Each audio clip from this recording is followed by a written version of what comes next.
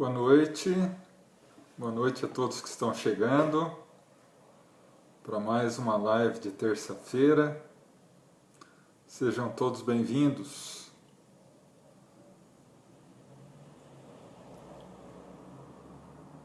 Boa noite, Luzia, boa noite, Sônia, boa noite, Melissa, boa noite, Juliana, sejam bem-vindas. Leila, Júnior, Elisângela, boa noite.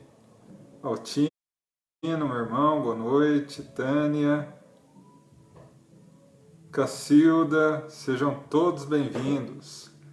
Ricardo, Michele, Mazé, Landa, pessoal aí, todos. Iris, boa noite. Paulo, Silvana, Ricardo, meu irmão, seja bem-vindo. Eliana, Nando, todos muito bem-vindos. Hoje à noite estaremos aí falando sobre os mercadores do templo. Flávio, boa noite. Ulisses, Eliane, Sandra, Rosemary, Ado, boa noite. Boa noite, Roberto. Jane, sejam todos bem-vindos.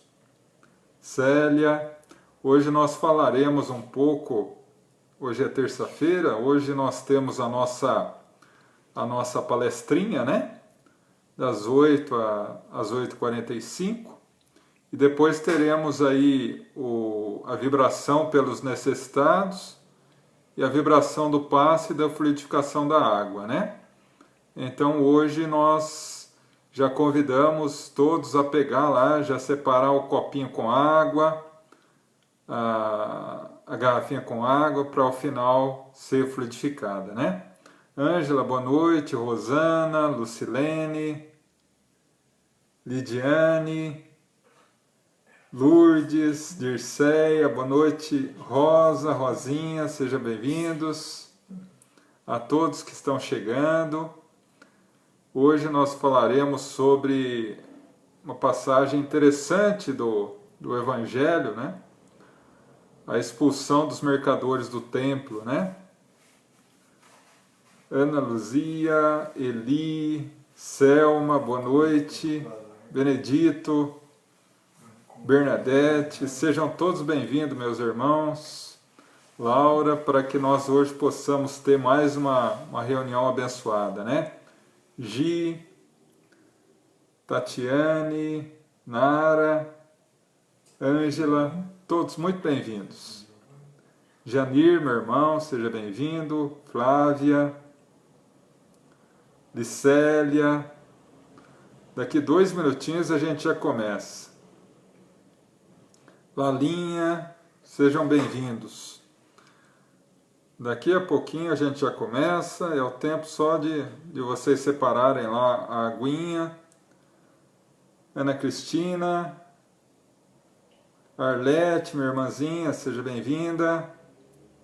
E a todos que estão aqui presentes conosco, conectadinhos, mas não colocaram a mensagem, né? Aí não tem como a gente saber.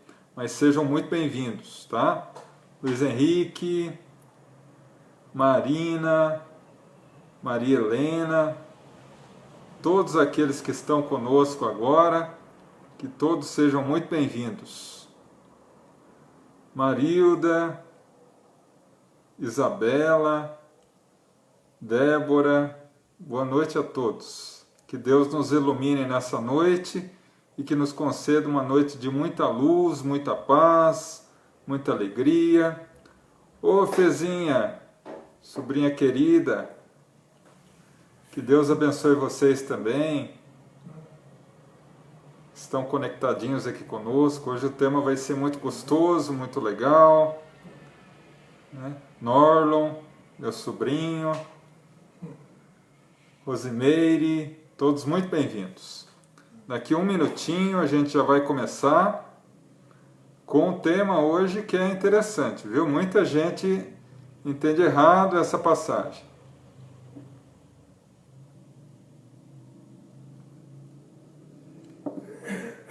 Ivali, saudade também, Ivali. Mas logo, logo a gente está de volta, se Deus quiser. Sem esquecer os nossos irmãos digitais, né? Aquele grupo de amigos que vocês são e que de forma tão bonita e de forma tão surpresa, foi realmente uma surpresa para mim, ganhar tantos amigos assim, né? Digitais, né? Mas com o sentimento real. Vamos lá então, 8 horas, vamos à nossa prece e logo após a gente já inicia com o tema, tá bom? Eu convido a todos a elevar o pensamento e o coração a Deus, a nosso Mestre Jesus. Vamos entrar em sintonia com os nossos amigos espirituais, para que ao longo de toda a nossa reunião, nós possamos entrar em sintonia com eles e receber deles as bênçãos, a luz, a proteção, o auxílio necessário para as nossas necessidades íntimas. E ao sairmos daqui, dessa reunião, possamos ser renovados e fortalecidos para continuar as nossas tarefas. Que assim seja. Graças a Deus.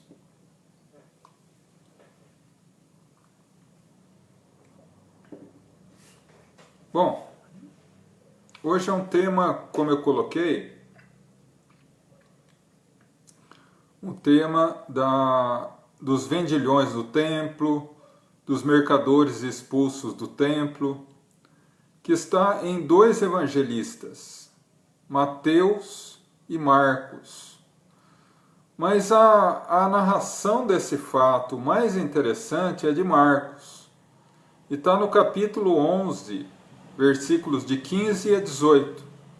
E eu vou narrar como Marcos coloca, e aí nós vamos analisar um pouco e fazer algumas definições em cima disso, tá bom?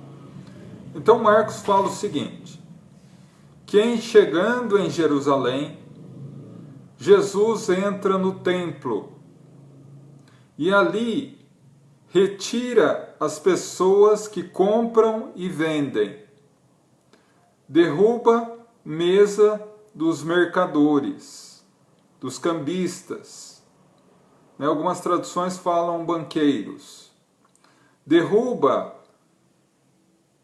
banquinhos onde ficavam os pombos, não permitindo que ninguém atravesse com animais pelo templo. E diz: a casa de meu pai deverá ser chamada por todas as nações de casa de oração, e vocês a converteram em covil de ladrões. É essa a mensagem, tá? Então, a mensagem é essa. As pessoas aumentam muito, né?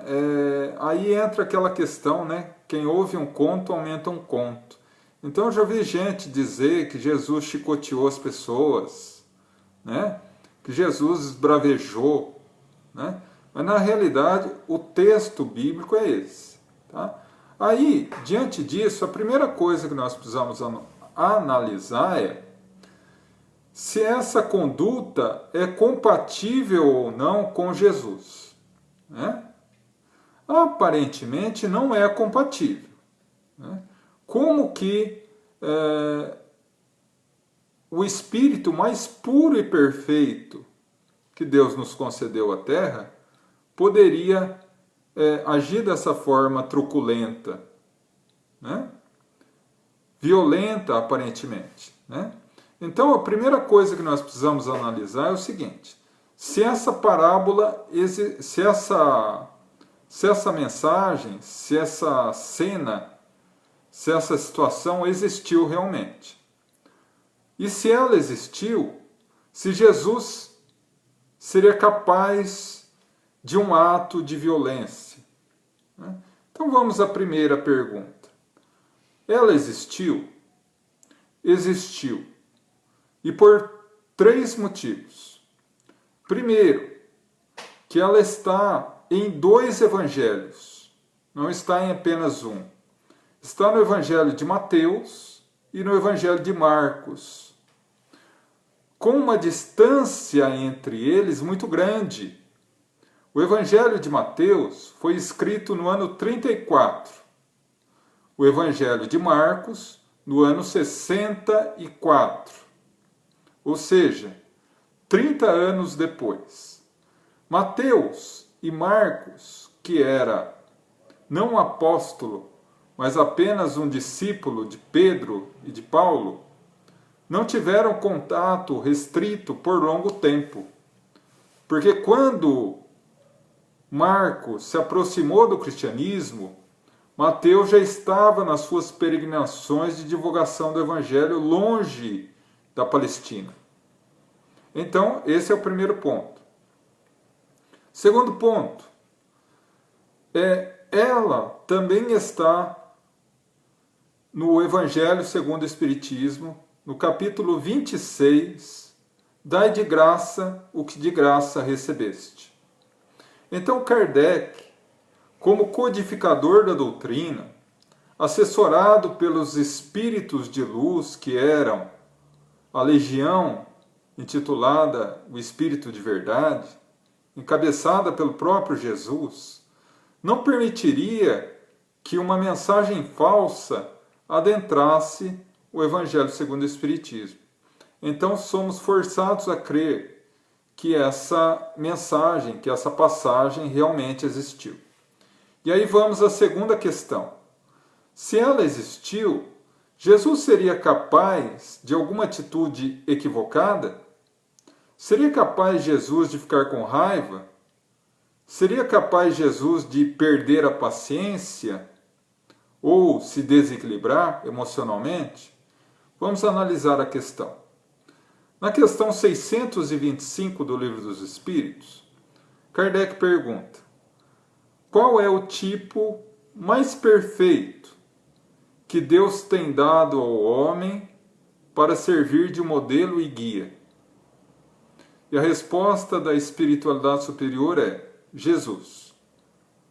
Kardec coloca uma explicação a essa questão, dizendo que Jesus é o modelo de perfeição ao que o homem pode aspirar na Terra, pois ele é o espírito mais puro dentre todos aqueles que habitaram a Terra, e que a sua mensagem é a expressão mais reta da vontade de Deus.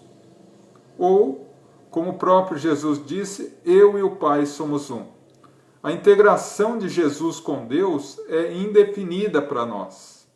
Então ele jamais, no grau que ele atingiu de perfeição, poderia errar. Então, já que existiu essa passagem e Jesus não erra, como explicar essa atitude aparentemente violenta de Jesus?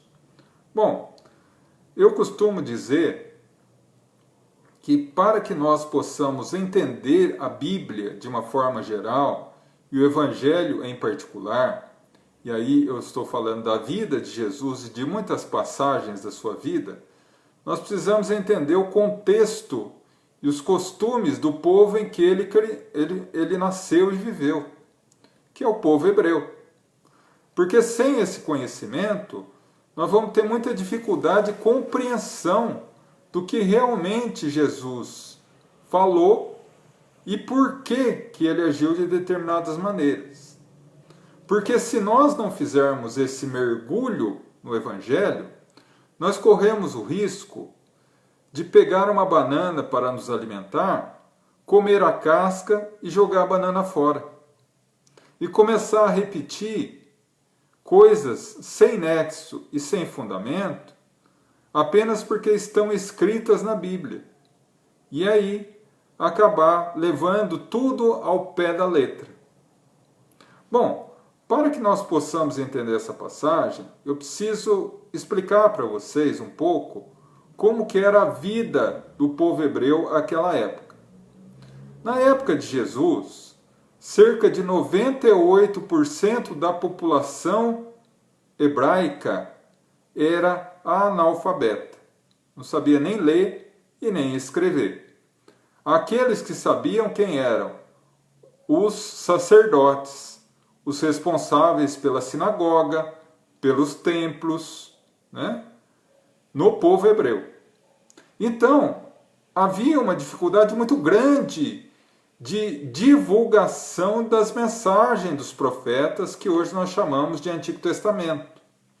Então, desde a época de Abraão, se cultuou um costume entre o povo hebreu das mensagens dos profetas serem difundidas, serem passadas dentro do seio da família.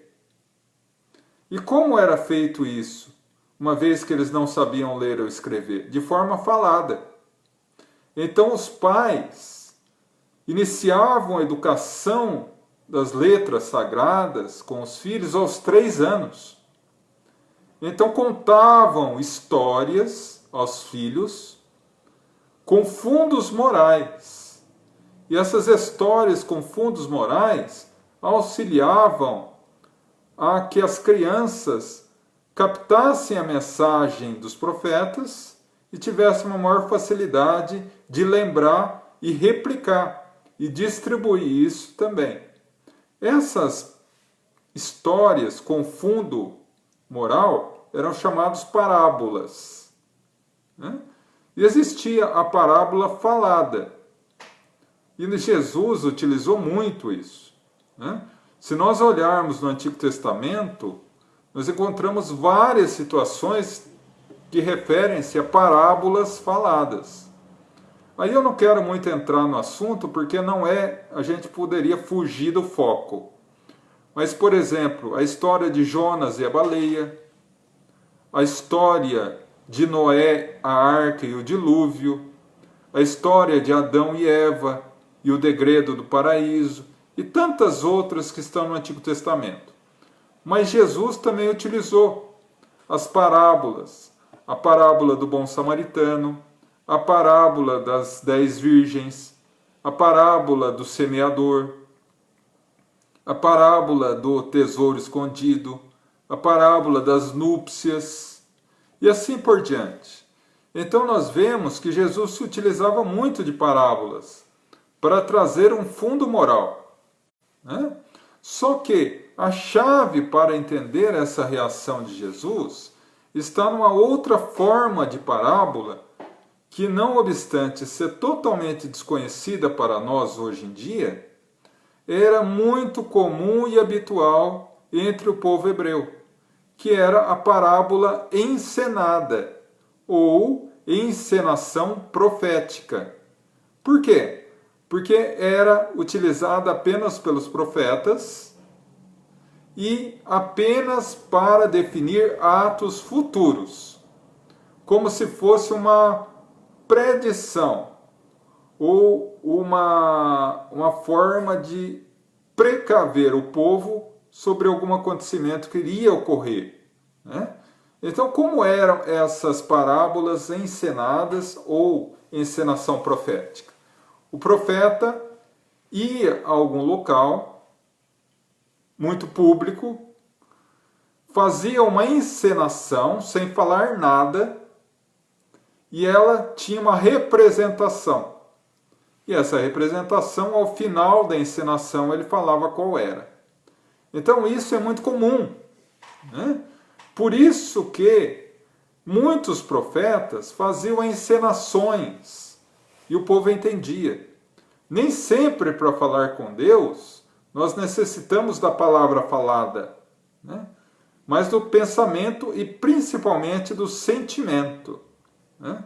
O que me faz recordar uma passagem da inesquecível Madre Teresa de Calcutá, quando um repórter pergunta a ela: Madre, como que a senhora ora? E ela sorriu e disse: eu não falo nada não, eu só escuto. E ele achou estranho, né? O que Deus fala para essa mulher, né? Mas o que Deus fala para a senhora, madre? Ele não fala nada não, ele só escuta. Porque a oração é sentimento, e a parábola ensinada é sentimento. Mas aqueles que falam, e vocês devem estar se perguntando isso, nossa João, eu nunca ouvi falar nisso, eu nunca vi isso no Evangelho.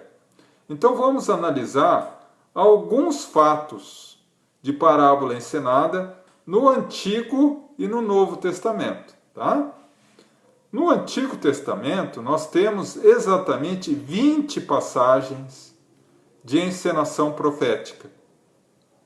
Mas como nós queremos terminar até umas 9 e pouco, eu vou falar apenas 3, tá? E uma do Novo Testamento. A primeira que eu me recordo é do profeta Isaías. Isaías, um profeta do povo hebreu que viveu há 700 anos antes de Jesus. E certo dia, segundo o Antigo Testamento, Deus disse a Elias. Parênteses aqui. Sempre que você ouvir ou ler no Antigo Testamento, Deus falou ao profeta, é uma simbologia, né? Porque Deus não fala por palavras, fala por sentimentos. Então, quem intuiu esses profetas foi uma legião de espíritos de luz comandadas pelo próprio Jesus, tá? Então, fecha o parênteses.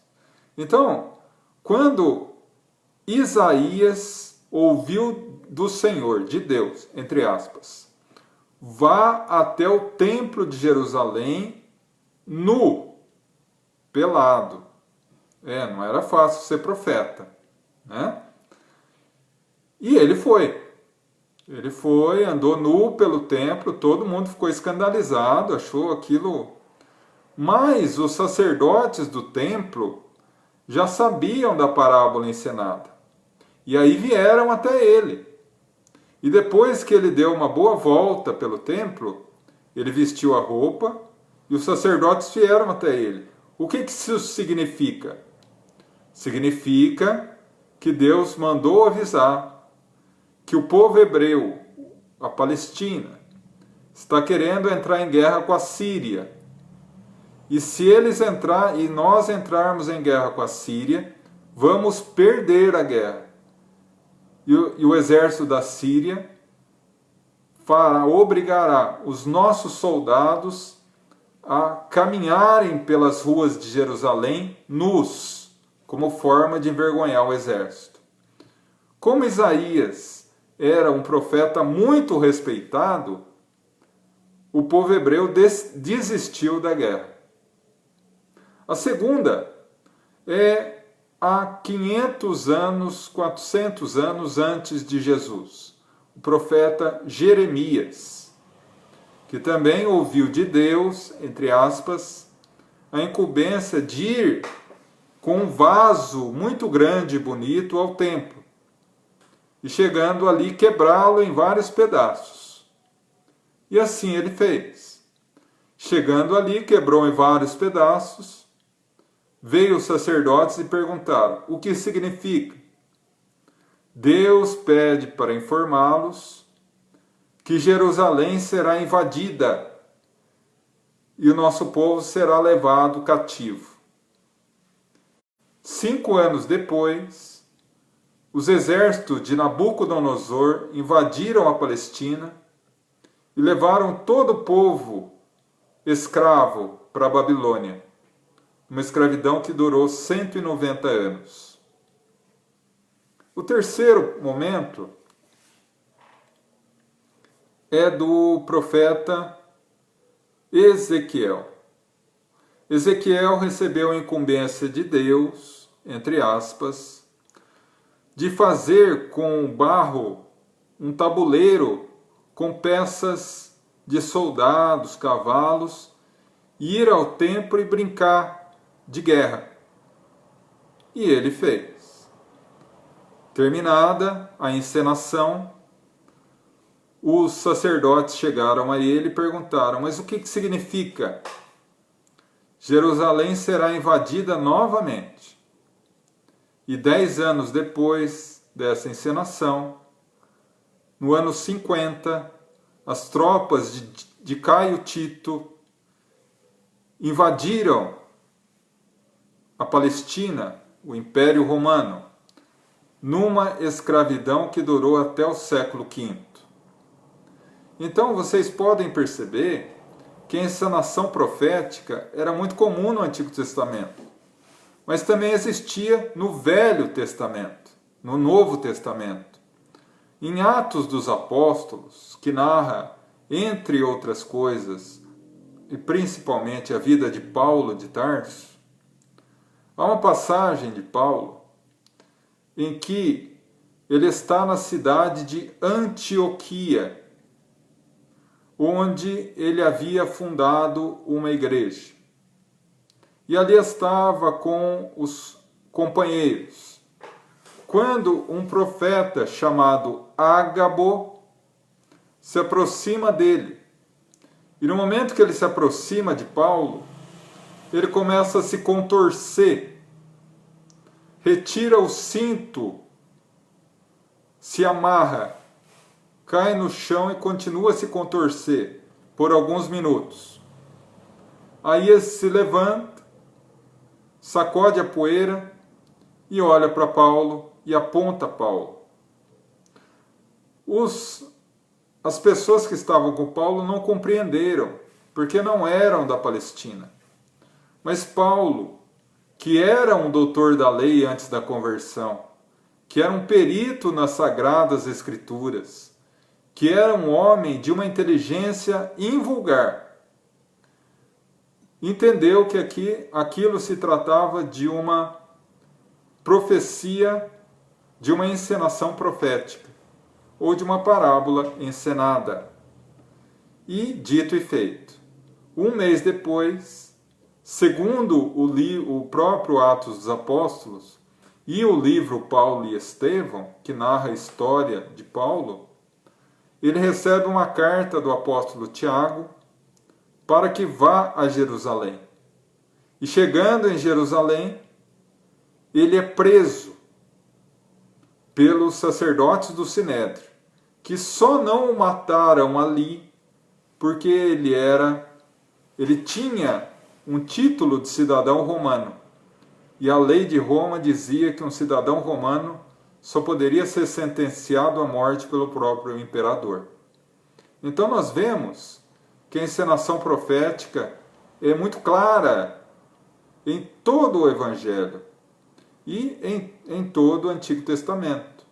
Então essa é a chave que explica a situação da purificação do templo ou da expulsão dos mercadores do templo. Jesus não estava com raiva, Jesus não estava irritado, não tinha perdido a paciência, ele estava fazendo uma encenação profética. Até porque, deixa eu explicar para vocês como funcionava o templo à época. Quando a gente ouve mercadores do templo, a gente acha estranho, porque a gente faz uma referência direta à igreja, a um templo religioso. E como teriam mercadores, pombas, no templo? Bom, o templo, ele era imenso.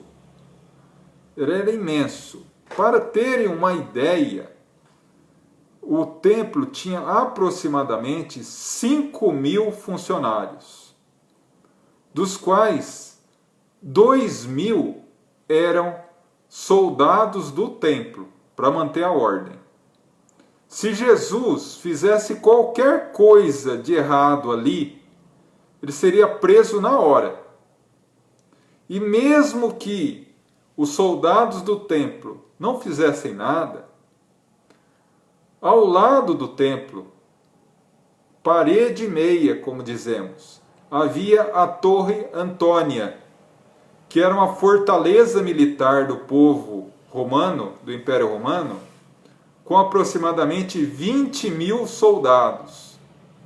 Então, se Jesus tivesse feito isso de outra forma, que não fosse encenação profética, ou se o povo hebreu não estivesse acostumado com esse tipo de parábola, Jesus não só seria preso, como seria morto na hora. Se não fosse pelos soldados do templo, naturalmente o seria pelos soldados romanos, né? Mas tanto Marcos quanto Mateus dizem que depois ele sai do templo tranquilamente e volta a Cafarnaum, e no caminho ocorre também uma outra parábola encenada que futuramente a gente pode analisar, que é o momento em que Jesus seca a figueira, né? Mas vamos voltar ao assunto. Outro ponto interessante, por que tinha mercadores no templo? Bom, o templo era o local de purificação da pessoa. Então a pessoa pecava, isso eu estou falando segundo a Torá, tá?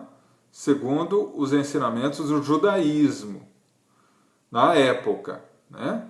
Segundo as leis do judaísmo da época, a Torá, a pessoa errava, a pessoa pecava, ela ia ao templo para se purificar, para ser perdoado, né? Então ela fazia o quê?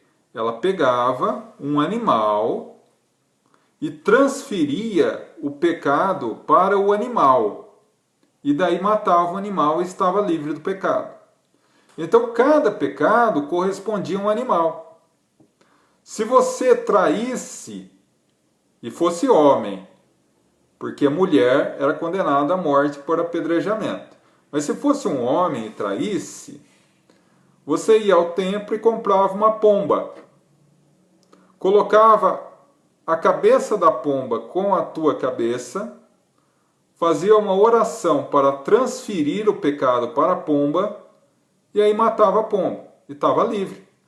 Agora, se você fizesse um crime mais grave, matar alguém, aí era um bode, ou uma cabra. Crimes mais graves, vários assassinatos, um boi, uma vaca, né? O que faz alguns historiadores dizer que em alguns dias a sangria no templo era tanta que o sangue cobria a pata dos cavalos. Então, por que mercadores? Haviam pessoas que vendiam esses animais no templo. Porque antes era muito complicado, a pessoa tinha que levar o animal até o templo para sacrificar, porque tinha que ser lá. Então, tinham pessoas vendendo ali. Por isso que Jesus diz que a casa de meu pai será chamada casa de oração, e vocês converteram num covil de ladrões. Porque ali eles fixaram o comércio de animais, a troca de moedas, né? A fixação da moeda do templo, que só tinha validade lá no templo. Se você queria comprar um animal, você não podia usar o seu dinheiro. Você tinha que ir num cambista, lá dentro do templo, trocar pelo dinheiro do templo e aí comprar dos comerciantes. Então é esse o sentido que gerou essa passagem, né? Então, diante dessa balbúrdia, dessa bagunça, imagina Jesus entrando no templo para orar e os mercadores gritando, oferecendo animais, outros trocando o dinheiro do templo, aquela balbúrdia, aquela bagunça. E Jesus utiliza exatamente essa situação para definir essa parábola encenada ou profética. E qual o fundo moral disso tudo? Qual a encenação profética que Jesus fala, uma vez que toda encenação profética é referente ao futuro? Não trafique com coisas sagradas. No futuro, dizia Jesus, traficarão com as coisas santas. Em outra situação, Jesus fala, haverá falsos cristos e falsos profetas, que farão tantos prodígios que poderiam enganar até mesmo os eleitos, se isso fosse possível. E o que nós vemos hoje? o tráfico de coisas santas. Há um livro, Psicografia do Chico, do espírito Humberto de Campos, Crônicas de Além Túmulo. Se não me falha a memória, e se a minha memória falhar, me desculpem, acredito que é o capítulo 5. Humberto de Campos fala de um encontro que ele teve em Jerusalém com Judas de Queriós, o traidor.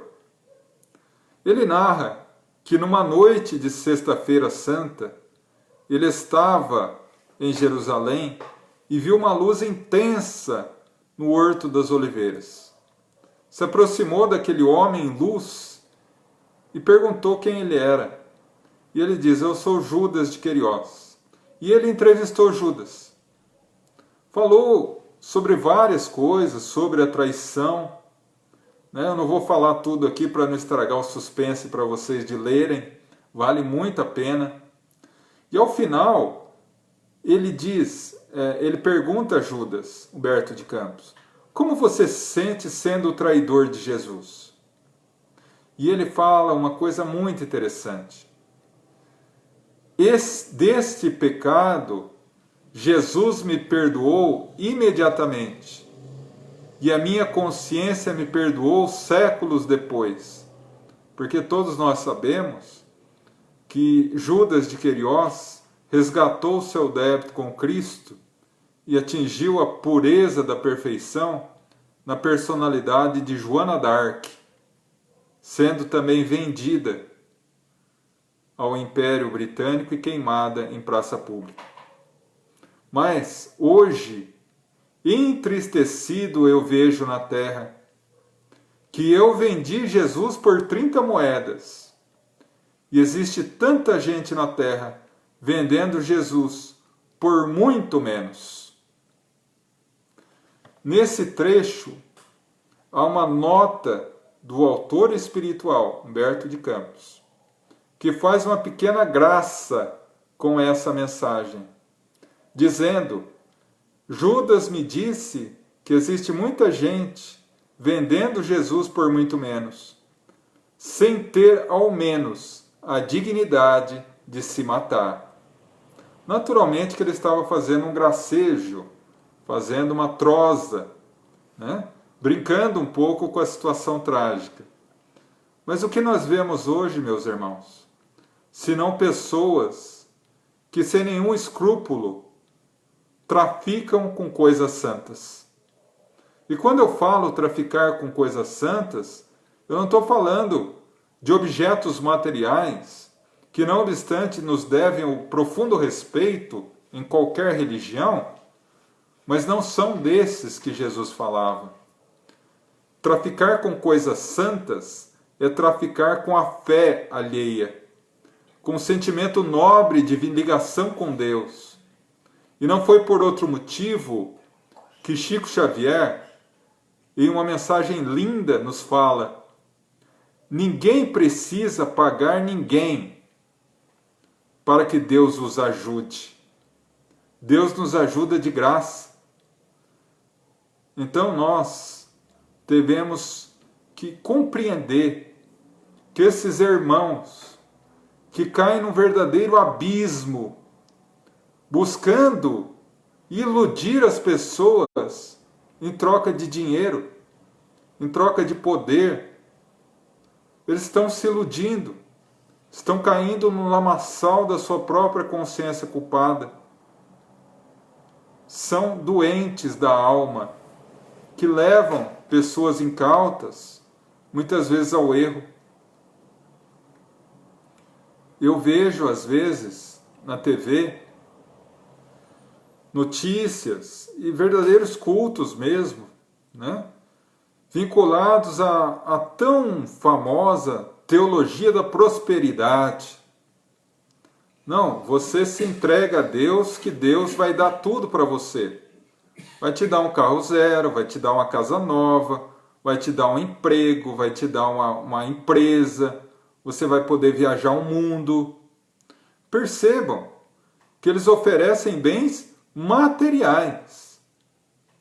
Mas segundo a teologia da prosperidade, o mais distante de Deus seria o próprio Cristo, que, segundo as palavras dele, não teve uma pedra para recostar a cabeça. Porque, segundo a teologia da prosperidade, quanto mais você se entrega a Deus, mais facilidades materiais você tem. Então, meus irmãos, nesses tempos de convulsão religiosa, em que tantas pessoas vendem e traficam a fé alheia, precisamos nos voltar à pureza do cristianismo primitivo, a buscar Jesus na sua essência. Jesus não pediu dinheiro a ninguém. Muitos falam que Deus precisa do nosso dinheiro. Mas por quê? Se Deus já não é o Senhor de tudo que existe? Não, o erro não é do dinheiro, que é uma ferramenta fabulosa se bem usada. O erro é daqueles que infelizmente são doentes e entendem o dinheiro como a única salvação da vida humana. Lembremos Jesus. Não há outra saída a não ser amar uns aos outros como eu vos amei. Meus seguidores serão conhecidos por muitos se amarem. E é nesse sentido que sempre que vemos essas aberrações, e desculpe a palavra, aberrações religiosas, nos entristece muito o coração. Mas também não podemos nos ausentar de todo dessa culpa. Porque dentro do próprio movimento espírita, vemos equívocos graves. Porque uma coisa é a doutrina espírita, a mensagem à luz da doutrina. Outro é o movimento espírita, que é feito de pessoas. E como pessoas somos falhas. Quantos médiuns que vendem a sua mediunidade? Muitos tentam anestesiar a consciência dizendo, não, mas eu devo cobrar pelo tempo que eu gasto em atendimento ao próximo. Ilusão, meus irmãos. A mediunidade é uma ferramenta poderosa de reabilitação. E não devemos cobrar aquilo que nos foi dado de graça. Já diz o título do capítulo 26 do Evangelho segundo o Espiritismo. Então vejamos que nós estamos vivendo esses dias que Jesus profetizava naquela tarde luminosa no Templo de Jerusalém, há 2000 anos. E como vamos agir em relação a isso? Apenas extravasar o nosso ódio em relação a essas pessoas? Não é isso que Jesus ensina. Piedade e compaixão. Porque quando Deus, o Pai da vida, os convocar novamente ao verdadeiro lar, e eles, atônitos, perceberem que todo poder, todo dinheiro, toda matéria ficou, e que eles adentram o reino dos céus apenas com aquilo que são, encontrarão em si mesmo a vergonha da consciência culpada. E como Deus é infinito amor, concederá a eles também a oportunidade do recomeço. Mas a nós cabe a vigilância do verdadeiro cristão, indicando essas incoerências, mas tentando purificar o externo, né? Uma vez que essa passagem é chamada purificação do templo, deveremos sim tentar através das nossas atitudes, dentro das nossas casas religiosas, sejam quais forem, tentar auxiliar para a melhor pureza doutrinária possível, seja dentro dos arraiais espíritas, católicos, evangélicos, umbandistas, candomblesistas, hinduístas, budistas, seja qual for a filosofia religiosa, teremos que ter a responsabilidade de nos esforçar por ser bons religiosos, para tentar, através das nossas atitudes externas, purificar os nossos templos que elegemos como locais de reflexão e de reencontro com Deus. Mas sem esquecer a purificação maior, que é a purificação do templo interno, o nosso templo interior. Como anda o nosso templo interior? No livro, também de Humberto de Campos, chamado Boa Nova, no capítulo 2 ou 3, se não me falha a memória, e se falhou, mais uma vez eu peço desculpas, Humberto de Campos narra um encontro de Jesus com um juiz inclemente e cruel, chamado Hanã. Hanã estava às portas do templo de Jerusalém e viu Jesus sentado à margem do jardim.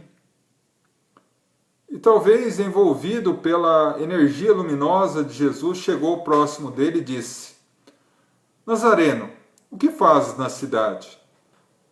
Jesus tranquilamente respondeu: Passo por Jerusalém para implantar o reino dos céus na terra. Reino dos céus? Em tuas mãos? O que te parece seja isso? Implantar o reino dos céus, disse Jesus, é colocar a presença de Deus no coração humano. Hanã não ficou satisfeito e perguntou: mas você tem algum apoio ilustre, algum apoio famoso, rico para fazer isso? Jesus respondeu: os meus colaboradores virão de todas as partes do mundo. Hanã sorriu. Lógico, os ignorantes e tolos existem em todas as partes do mundo. Mas você já viu, Nazareno, uma estátua feita de lama? E Jesus, tranquilo: em verdade vos digo, sacerdote, juiz, não existe mármore superior ao coração humano. E cinzel, que é o martelinho que os escultores usam, maior do que a boa vontade. A vontade de Deus, segundo Jesus, é transformar o nosso coração num templo luminoso. E aí eu pergunto, meus irmãos, como está o nosso templo íntimo? O templo do nosso coração está limpo e purificado? Ou ainda traz dentro de si os mercadores espúrios, os comerciantes fraudulentos das más tendências, os cambistas ladrões dos vícios morais? Devemos seguir o exemplo de Jesus, expulsando do templo do nosso coração todo o mal, todo sentimento negativo e mesquinho, para que ele possa habitar nesse templo. A tradição do povo hebreu dizia que Deus, o próprio Deus, habitava no templo de Jerusalém. Hoje, o templo de Jerusalém é o nosso coração. A questão toda é: ele está purificado o suficiente para que Deus habite em nós? Para que Deus habite no templo do nosso coração? E assim se espraie pelos nossos pensamentos, para que os nossos pensamentos sejam reflexos da bondade divina, através da nossa fala, para que o nosso falar seja luz, seja mel e bênção na vida dos outros, e não negatividade, através das nossas mãos, para que as nossas atitudes na vida sejam atitudes de paz, de amor e caridade, e não de prejuízo a quem quer que seja. Só assim, meus irmãos, conseguiremos purificar o nosso coração e Deus habitar em nós. Que Deus nos abençoe.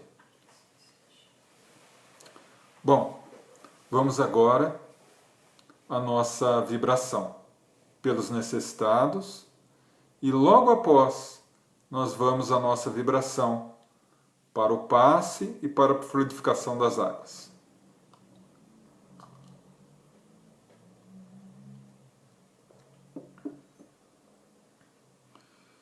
Então convido a todos a elevar o pensamento a Deus, abrindo os braços da alma para receber o abraço gostoso e carinhoso de Jesus. Envolvidos nesse abraço carinhoso, vamos falar-lhe ao ouvido das nossas necessidades e aflições, das nossas dores, e Ele, o celeste amigo, haverá de nos amparar, abençoar e proteger, uma vez que nos disse: vinde a mim todos vós que estáis cansados e fadigados, e eu vos aliviarei. Rogamos pelos nossos familiares, presentes, ausentes, próximos, distantes, onde quer que se encontrem, possam receber a visita amiga dos missionários do amor, levando o bálsamo da paz e da serenidade a todos. Rogamos pelos nossos irmãos em humanidade encarnados, que passam por provas e expiações, seja na fase da infância, da adolescência, na fase adulta ou idosa. Rogamos, Senhor, que a sua sublime presença seja farol a nos iluminar pelos caminhos tortuosos da terra, rumo à paz e à felicidade. Rogamos por aqueles que passam pela vida física, aprisionados a um leito de hospital, a doenças tidas pela medicina como incuráveis. Rogamos a cura, Senhor, como fizeste a tantos.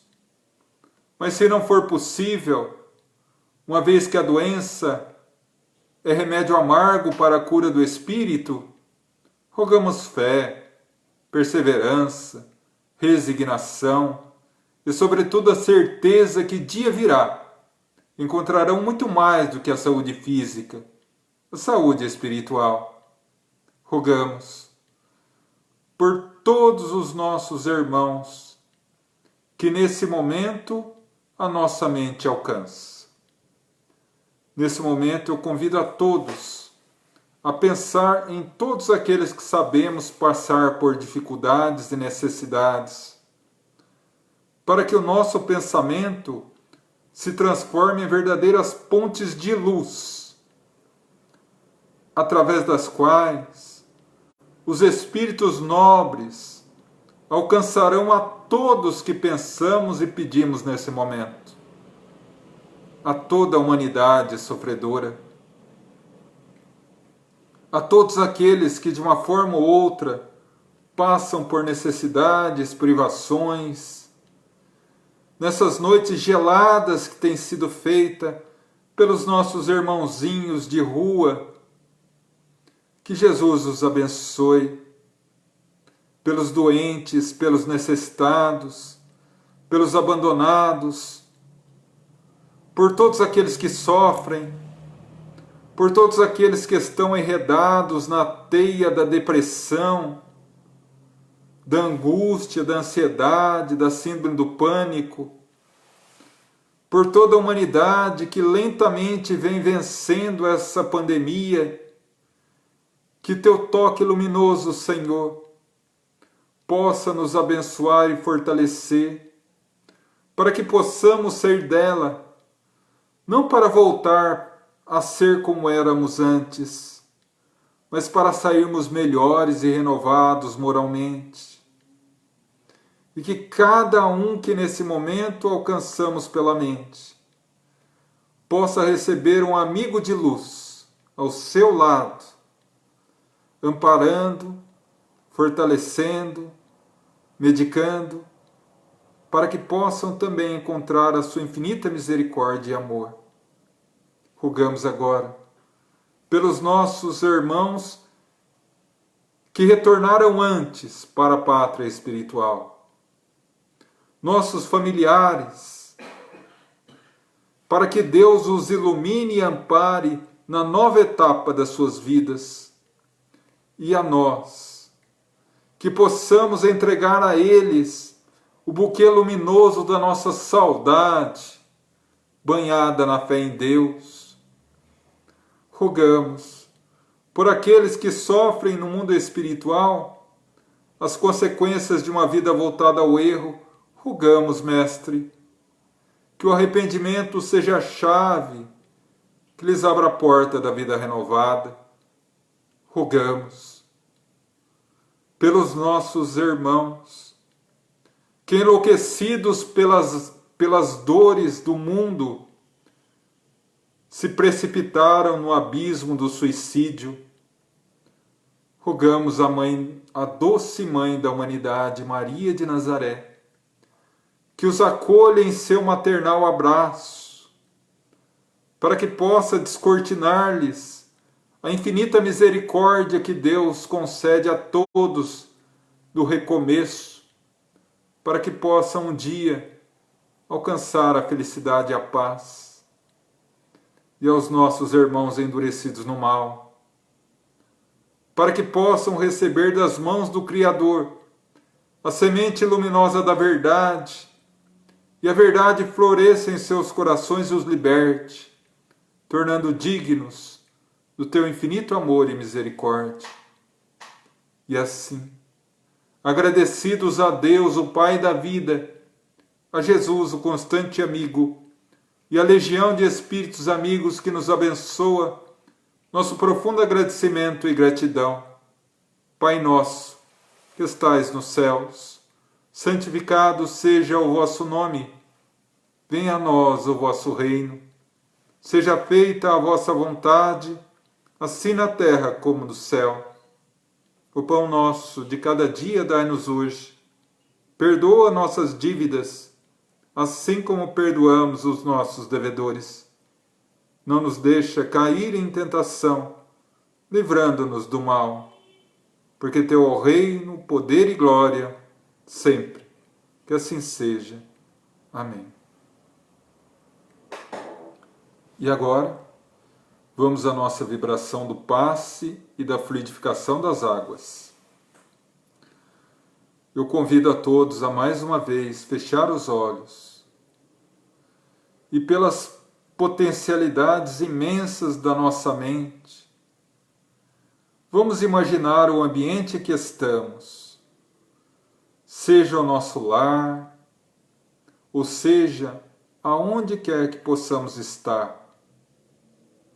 Que nesse momento, gotículas de luz caiam do teto, como uma suave e luminosa garoa que começa a repletar todo o ambiente.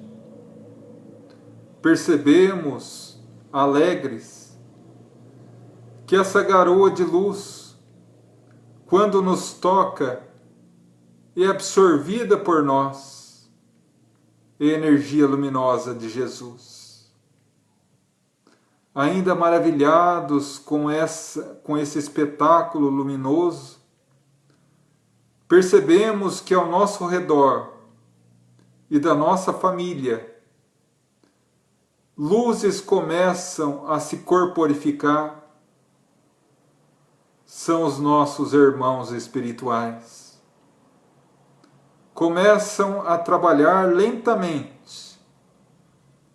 Alguns na medicação e fluidificação das águas, outros no passe amoroso nos nossos familiares, e nós, por nossa vez, somos inundados por essa luz, que é absorvida por nosso corpo, por nosso organismo, alcançando todas as fibras orgânicas, trazendo a harmonia, o perfeito funcionamento, a luz. Essa luminosidade agora alcança a nossa mente e é limpa totalmente de toda a negatividade, toda perturbação. Nesse momento nos sentimos com o pensamento renovado. Nosso pensar se fixa apenas em nosso Mestre Jesus. Atinge o nosso coração, o íntimo do nosso espírito imortal, e sentimos fortalecer em nós a paz, a esperança, a fé, que Deus jamais nos abandona porque é nosso Pai amoroso, que Jesus nos acompanha às dificuldades do mundo, de mãos dadas a nós, nos apontando o caminho. Nesse momento, envolvidos em tanta luz, conseguimos serenar a mente, aquietar as aflições do coração e ouvimos a mensagem de Jesus na acústica da alma. Serena teu coração, filho. As tempestades do mundo são passageiras. Eu estou no leme da embarcação planetária, mas também no leme da tua vida, e nada de mal te acontecerá, porque tu és parte do meu rebanho, e eu sou o bom pastor, e o bom pastor não abandona nenhuma das suas ovelhas. Fique em paz, filho, que o amor infinito de Deus cubra em tuas bênçãos, para que a cada dia tenha fortificado na tua mente e no teu coração a ideia e o propósito de seguir o Evangelho de amor, ser digno num mundo que ainda é dominado por indignos, justo no mundo ainda dominado pela injustiça, honesto e reto num mundo dominado pela corrupção e pelo desvirtuamento moral.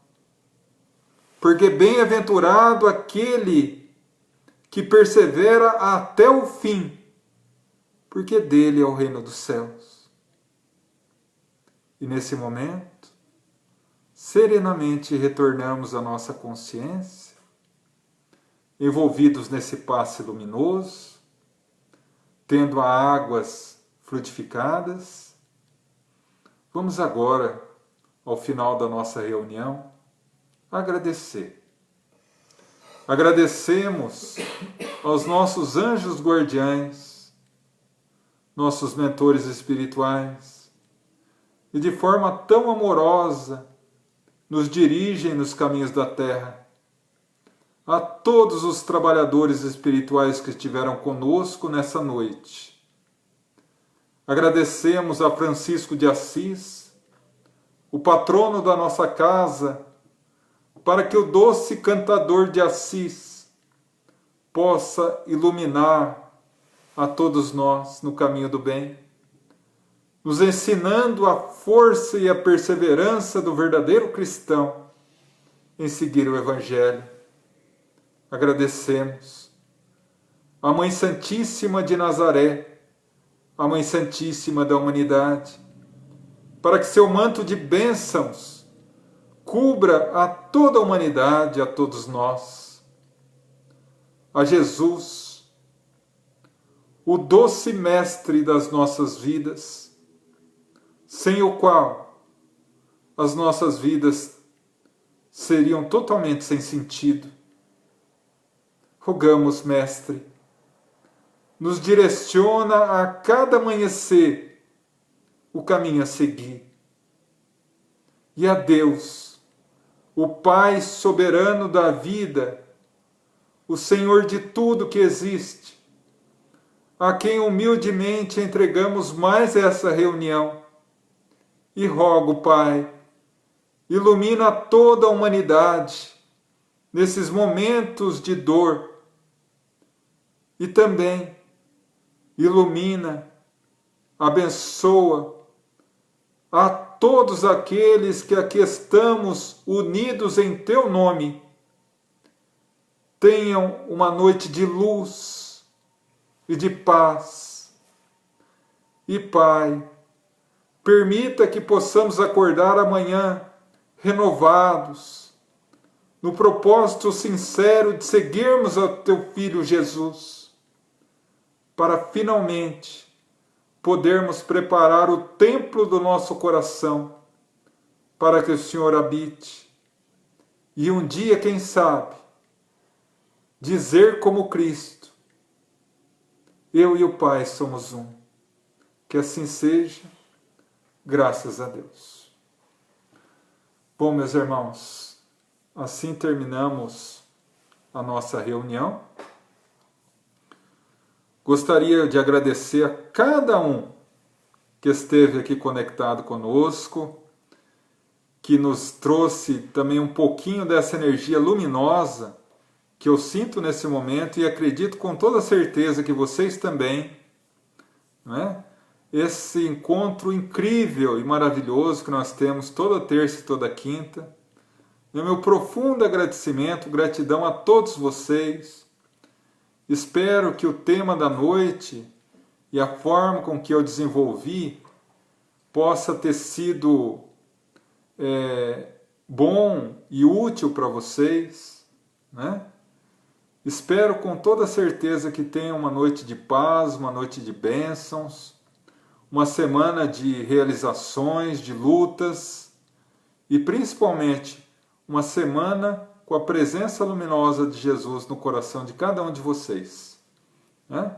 E agora os recadinhos, para não deixar passar, né? Para não sair da rotina, né? Bom, essa live ficará na nossa página do Facebook, tá? Será compartilhada também na minha página pessoal, João Máximo. Já convido aqueles que quiserem eventualmente me adicionar como amigos, serão muito bem-vindos. Apesar de já, não obstante conhecer a todos, né, considero vocês como amigos do coração. Também ficará daqui a alguns minutos também no nosso canal do YouTube, que é o Gaefa Espírita, né? Ali, como eu sempre falo, estão todas as nossas lives de terça-feira, com as palestras, como também todas as lives de quinta-feira, com as perguntas e respostas. Ali também estão 3 seminários que eu já fiz, algumas palestras sobre temas variados, tá? E alguns filmes que eu estou postando lá também, tá? E agora eu também tive uma outra ideia e eu acredito que vocês vão gostar muito. Uma das dificuldades do espírita é ler livro, né? E isso a gente sabe, né? E é meio regra, né? O espírita tem uma dificuldade muito grande em ler, né? Então, pensando nisso, eu vou começar a postar lá no nosso canal audiobooks, né? Audiobook é um nome em inglês para ficar bonito. É um livro narrado, né? Então tem vários livros narrados que eu vou colocar no Facebook, né? Então temos vários livros lá que eu vou colocar. Há 2000 anos, 50 anos depois, Ave Cristo, Memórias de um Suicida, O Nosso Lar, Os Mensageiros, Missionários da Luz. São vários livros que são maravilhosos. E muitas vezes aqueles que têm dificuldade em ler também, né? Porque às vezes não é só uma questão de tempo, né? Ou de, enfim, mas também uma dificuldade visual ou uma dificuldade na leitura mesmo, pode colocar ali e ouvir o livro inteiro, né? Eu achei incrível essa ideia, né? E quando eu descobri isso, eu quis trazer para vocês. Então é mais uma possibilidade que a gente está disponibilizando, né, para que vocês que não tenham, de alguma forma, condições de estar lendo, possam ouvir, né? Hoje em dia, com o celular, está fazendo uma viagem, alguma coisa, põe lá no celular e vai ouvindo o livro, né? É fabuloso. São livros fantásticos, né? E por fim, eu gostaria de agradecer também a todos vocês pelo retorno que tem me dado aí, né? Não só nas terças-feiras, como nas quintas. A todos que colocam as mensagens, aqueles que assistem, mas não colocam as mensagens também, meu profundo carinho, né? Eu costumo dizer, quando estávamos antes da pandemia na nossa casa, que existiam os nossos irmãos da casa, né? Aqueles que frequentavam, participavam conosco, e aqueles que faziam de alguma forma parte mais direta dos trabalhos da casa, né? Mas hoje, ao longo desses mais de 4 meses de live, né, onde eu tenho tido um respaldo de vocês incrível, de pessoas que fisicamente eu jamais talvez tenha condição de conhecer pessoalmente, né, eu entendo que a família HEFA estendeu seus braços por muitos locais que sem essa possibilidade jamais ocorreria, né? Então, meu profunda gratidão, carinho, né? Porque, como eu já falei, a nossa pretensão foi muito simples e talvez quase ingênua. Quando iniciamos, imaginávamos fazer live para as pessoas que estavam acostumadas ali à nossa casa mesmo, a frequentar. E que surpresa gostosa de conhecer tanta gente em tantos locais diferentes, né, que carinhosamente abriram o coração para essa nossa reunião, para esse nosso trabalho, que tem a pretensão humilde de ser mais um pontinho de luz no coração das pessoas. Meu profundo agradecimento a todos vocês. E tenham uma noite de luz, de paz, uma semana de bênçãos, e aguardo vocês na quinta-feira, depois de amanhã, às 8 horas da noite, para a nossa sessão de perguntas e respostas Pinga Fogo, tá bom? Fiquem com Deus e que Jesus abençoe a todos. Muita paz.